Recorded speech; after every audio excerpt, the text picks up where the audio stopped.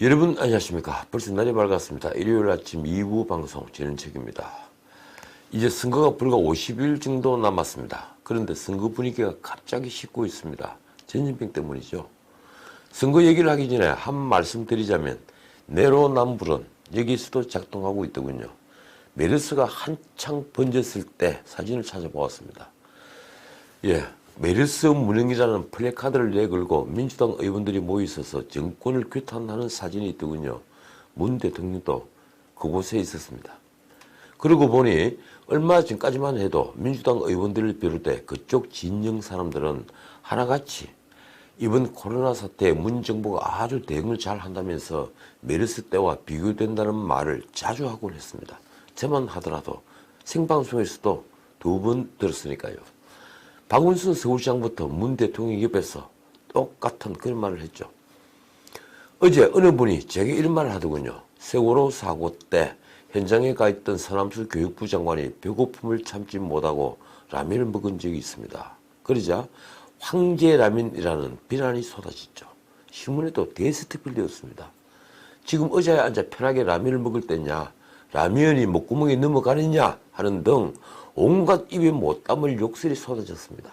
그런데 하필 코로나 확진자가 쏟아져 나온 날, 온 국민이 경악한 바로 그날 대통령 부부는 영화 기생충에 출연하는 배우들과 감독들을 불러서 짜파구리라는 음식 파티를 벌였죠.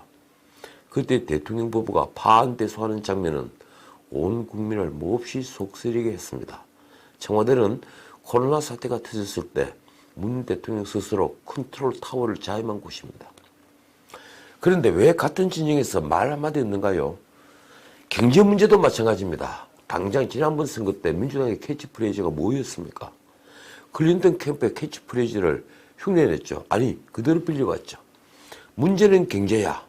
이 글귀 밑에는 잃어버린 8년 심판이라는 글귀가 아주 선명했습니다. 근데 지금은 어떤가요? 무너진 3년이라고 해야 합니까? 엉망진창 뒤죽박죽 3년이라고 할까요? 어쨌든 이번 선거는 인물 경쟁도 중요하지만 이런 선거 외적인 변수의 영향도 아주 중요해졌습니다. 대중은 어제 일을 쉽게 잊는 것 같아 보이지만 의외로 오래오래 기억하기도 하니까 말입니다. 그러면 이번 선거에서 인물 경쟁은 누가 앞서갈까요? 솔직히 그동안 영입인사는 각자의 진영에서 약간씩 비판이 흘러나왔습니다. 무엇보다 국가적 은연다를 이해하는 경륜을 찾기보다는 스토리 있는 감성적인 인물 찾기를 하다 보니 결국은 이미지에 치중하게 되고 감동을 주기는커녕 오히려 역효과를 내기도 했죠.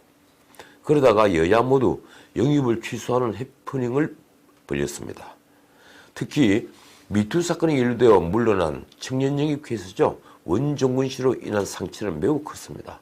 20대 남자 대표를 뜻하는 이 남자로 불리던 원 씨의 추락은 문 대통령의 열렬한 지지 그룹이었던 20대 여성 이 여자의 이반을 불러왔죠. 어쨌든 통합당은 아직까지는 영입인사는 태영호 북한공사와 김웅 검사 정도가 주목을 받고 있고, 민주당은 판사 출신인 이탄희 변호사와 이수진 전 부장판사가 주목을 받는 정도입니다. 태영호 씨는 고위 탈북인사로 널리 알려졌는데 김웅 검사는 검찰개혁에 반기를 들었던 분이죠. 반면 이탄희, 이수진 두 분은 이른바 사법농단을 비판해 이름을 알린 분들인데, 이수진 씨는 막상 사법부 블랙리스트에 그 이름이 없다고 해서 언론의 취재까지 받았죠.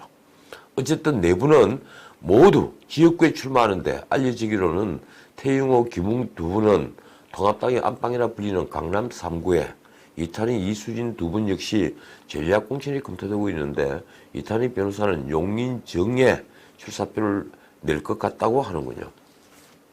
어쨌든 개혁 공천이라고 불리는 쪽이 선거 얘기입니다. 매 선거마다 그랬습니다. 대표적인 예를 들어볼까요? 1996년이죠.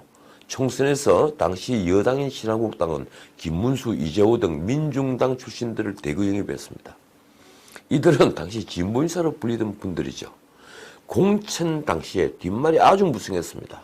그런데 결과는 어땠습니까? 이 공천을 개혁으로 받아들인 대중이 수도권 선거에서 신한국당에게 표를 던진 것으로 나타났습니다. 승리했죠.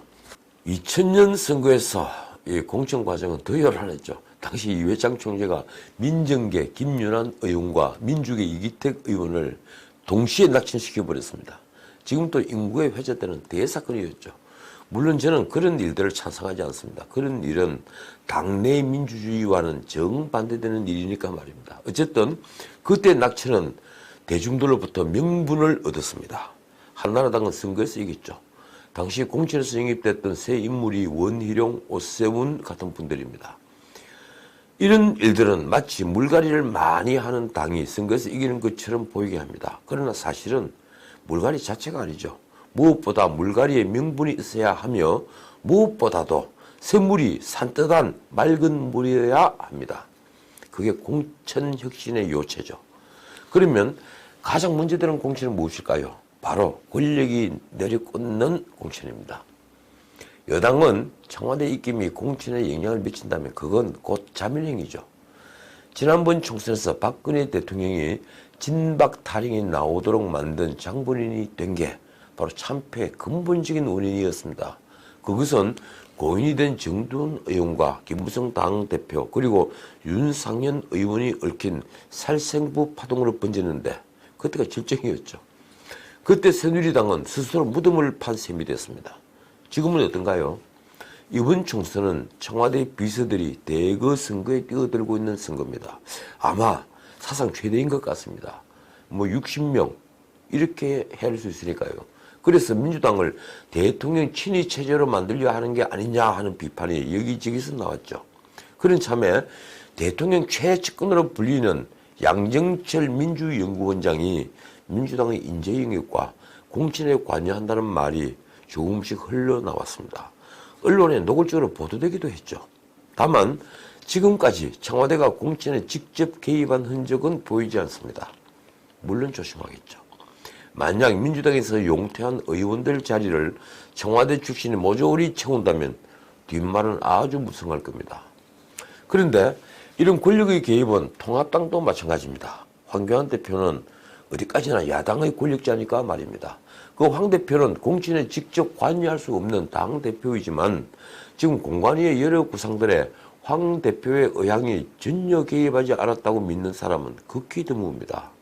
특히 통합당은 한국당에다 새 보수당 등 보수 세력이 가담한 통합 세력이죠. 공천이 끝나면 당연히 뒷말이 나오게 되어 있습니다. 공천을 둘러싼 잡음이 더 파장이 커질 수 있죠. 지금 공관위가 가장 조심해야 할 점은 바로 이 점입니다. 어제도 말씀드렸지만 가장 좋은 것은 무엇일까요? 당에서 선택한 전략지역을 제외하고 경선에 붙여서 상향식 민주주의의 정도를 걷는 겁니다. 아주 잘된 사심 없는 공천도 한두 곳의 정실 공천으로 비판받을 수 있습니다. 그만큼 공천은 쉬운 일이 아닙니다. 한 사람에게 좋은 말을 듣고 나머지 사람들에게는 욕을 듣는 자리가 바로 공천이죠. 그리고 공관위원회입니다. 오늘은 여기까지입니다. 벌써 아침이 밝았습니다. 아침은 우리를 희망으로 들뜨게 합니다. 지금까지 진우책이었습니다.